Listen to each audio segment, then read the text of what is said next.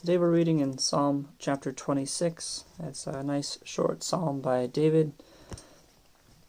Starting in verse 1, Vindicate me, O Lord, for I have walked in my integrity, and I have trusted in the Lord without wavering. Prove me, O Lord, and try me. Test my heart and my mind. For your steadfast love is before my eyes, and I walk in your faithfulness. I do not sit with men for falsehood, nor do I consort with hypocrites. I hate the assembly of evildoers. I will not sit with the wicked. I wash my hands in innocence and go around your altar, O Lord, proclaiming thanksgiving aloud and telling all your wonderful deeds. O Lord, I love the habitation of your house and the place where your glory dwells. Do not sweep my soul away with sinners, nor my life with bloodthirsty men, in whose hands are evil devices, and whose right hands are full of bribes. But as for me, I shall walk in my integrity. Redeem me and be gracious to me. My foot stands on level ground. In the great assembly, I will bless the Lord. So this is kind of a cool little psalm.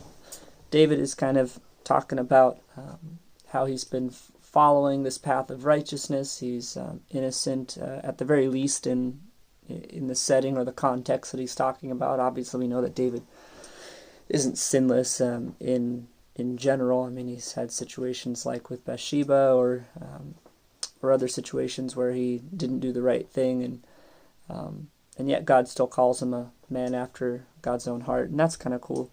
But what I kind of see here is a little bit of a psalm that is out of the normal. I've seen sort of three basic kinds of psalms when it comes to how men interact with God. More often than not, we see this rant or this poem about how great God is for the majority of it. Or often we'll see the psalmist kind of concerned about their current situation, and so they're talking about the evil that surrounds them and or the difficulty that surrounds them, and often they'll talk about how far away from God they feel, and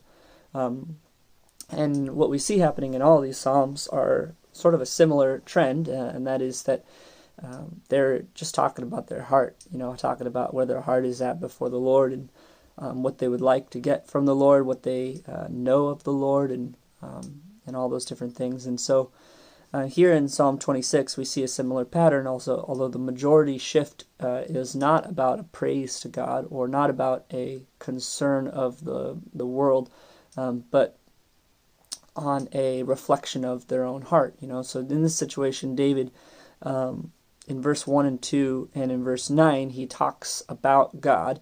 And the rest of the chapter, part of verse 1, verses 3 through 8, and verses 11 through 12 at the end, he talks about himself. And he's kind of reflecting on his own heart. And he starts off in verse 1 saying, Vindicate me, O Lord. Vindicate me, for I have walked in my integrity, and I have trusted in the Lord without wavering. And in verse 2, Prove me, O Lord, and try me. Test my heart and my mind. So he's saying, vindicate me and test me. Vindicate me and prove me. And what I see taking place here is David is up against opposition, which is pretty much true of his entire life. And almost all the Psalms we see that this idea that he is concerned about his well-being. He feels that there's significant opposition. And when we consider verbs like vindicate or prove or test, or try me, and then it's opposed by things like, because I've walked in integrity, I've trusted in the Lord. What I see here is a concern about the opposition that's against him. Perhaps, enemies are pressing in. He often describes enemies as rushing waters or rough seas, that kind of thing, And when we're looking at this opposition, I can imagine people saying, you're doing a bad job, David. You're not doing the right thing here. You should be doing something different. And David's saying, no, look at my heart. I've been doing the right thing. In verse 3 he says, Your steadfast love is before my eyes, and I walk in your faithfulness.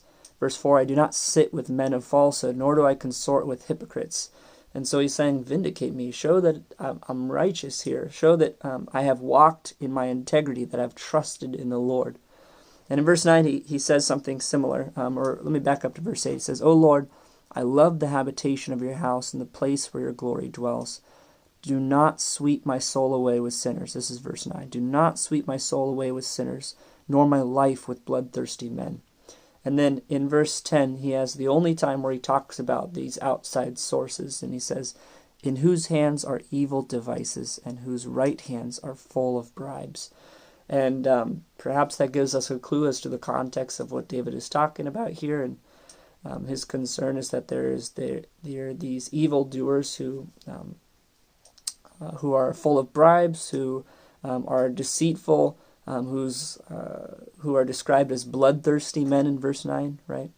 And David is asking God not to be swept away with them, that he's asking to be vindicated, proved that his righteousness is standing. So kind of interesting seeing the mind and heart of David.